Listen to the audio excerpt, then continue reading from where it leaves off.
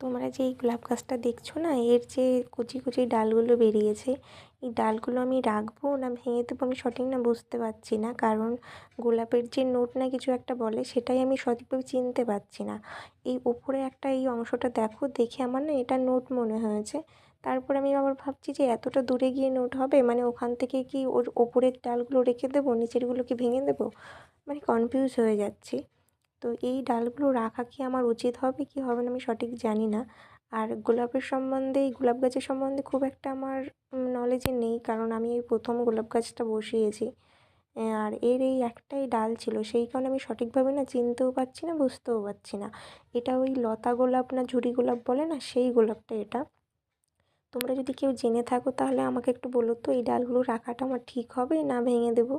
সঠিক না আমি নিজেই বুঝতে পারছি না, কনফিউজ হয়ে যাচ্ছি নিজেই।